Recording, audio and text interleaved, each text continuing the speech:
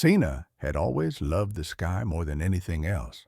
While others watched the clouds drift lazily across the blue, she imagined the sky as a living canvas, a vast ocean where colors swam, danced, and told stories. Every sunrise felt like a secret message, every sunset like the whisper of a dream fading away.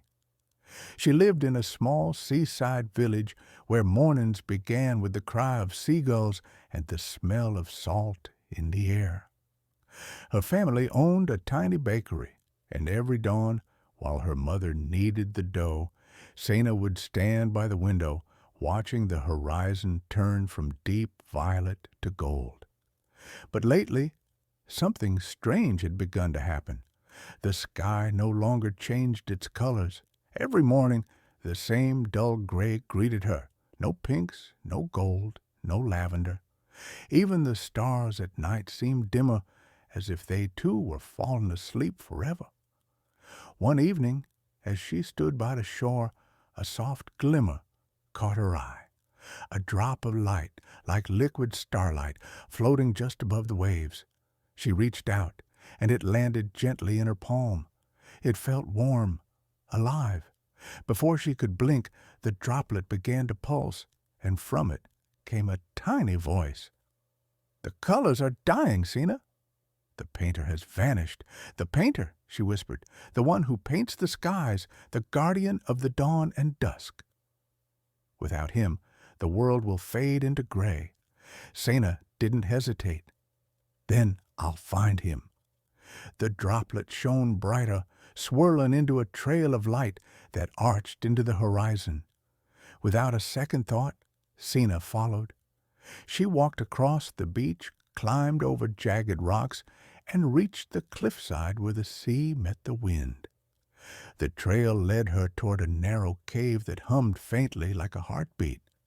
Inside it was dark, but the walls shimmered with faint traces of color, streaks of forgotten sunsets, broken rainbows, and faded auroras.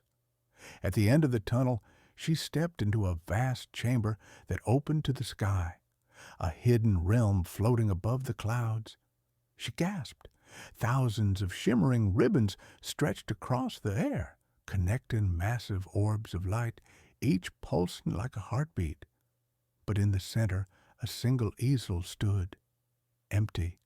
The droplet in her hand floated away and merged with the air. "He's gone," it said softly, "but maybe not forever." Sena walked closer. On the easel lay a brush, long, silver, and glowing faintly. When she touched it, colors burst from the bristles like sparks of lightning.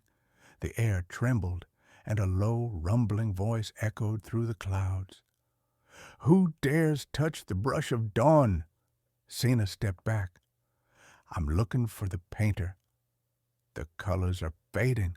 The world is losing its sky." From the mist, a figure appeared, not frightening, but tired. His body shimmered like smoke, and his eyes carried the weight of centuries. "I am the sky painter," he said, "but I am fading too. Humanity has stopped looking up. The colors have nowhere to live." Sena's heart ached. "That can't be true. I still look." Every day the painter studied her. "Then perhaps you can help me one last time." He handed her the brush. "Paint, child. Show me how the world still dreams." Sena hesitated. "But I don't know how to paint the sky." The painter smiled gently. "Don't think, feel." She took a deep breath, closed her eyes, and raised the brush. She thought of every sunrise she had ever seen, the smell of warm bread, her mother's laugh, the sparkle of the sea. She thought of hope, of love, of wonder. And as she moved the brush through the air, colors exploded. Gold, rose, lavender, sapphire. The sky came alive again. It rippled, sang, shimmered. Even the stars peeked out from behind the clouds to watch. When she opened her eyes, the painter was smiling. His body glowed brighter, dissolving into beams of light that wrapped around her. You've done it, Sena. You've reminded the sky why it exists, to be seen. He faded into the dawn, leaving behind the brush now faintly pulsing in her hand. From that day on, every morning was different. Some days the sky turned rose gold, others it shimmered with silver and green. The villagers began waking early just to watch. Even travelers from faraway lands came to see the painted sunrises of Sena's village.